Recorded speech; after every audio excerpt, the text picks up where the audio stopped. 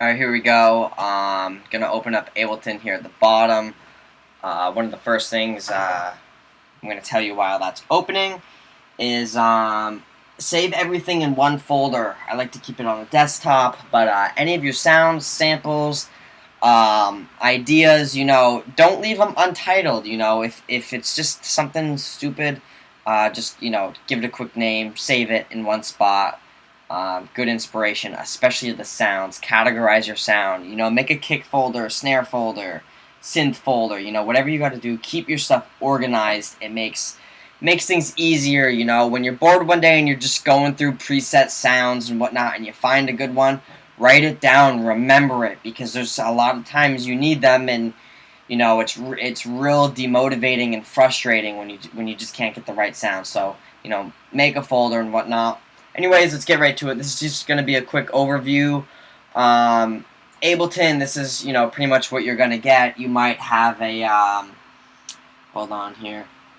You might, oh, there we go. You might have this over here. This is just some help stuff. I don't really like it. If you click this little X, just close that. This is pretty much what it's going to look like.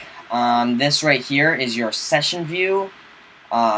Pretty much everything you do is going to be in this view, adding instruments, effects, different beats, tones, sequences, anything like that.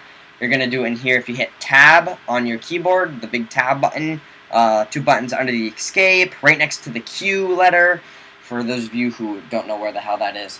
Hit that. This brings you to the arrange window.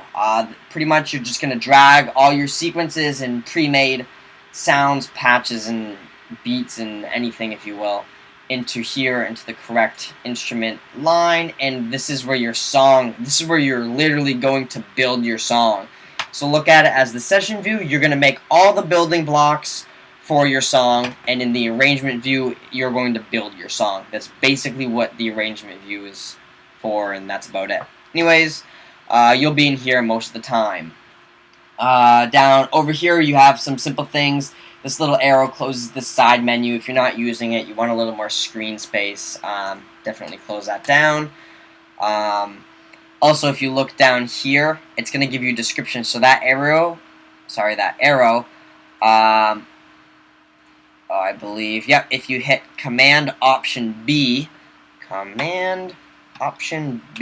that closes it as well. Definitely get to know the hotkeys. It helps a lot. It speeds things up. Yeah. So this is where all your instruments, effects, and samples are pretty much going to be held. Your libraries, your drum rack, guitars, pianos. Down here you have your plugins. Massive, Absinthe, your drums, anything like that's going to be in here.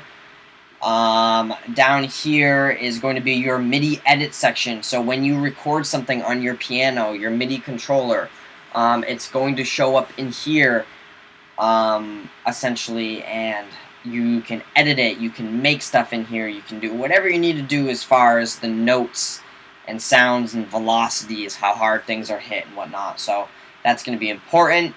Up here on the left, you have your tempo area, you have your transport window, your play, pause, record, what bars you're on and whatnot. Over here, you have a lot of your looping stuff. And, yeah, that's a real basic overview. Short and sweet. Essentially, that's it. I can describe, what the tempo and stuff actually do, how to use them and whatnot, but those are going to be in later videos. I find it easier to watch short videos.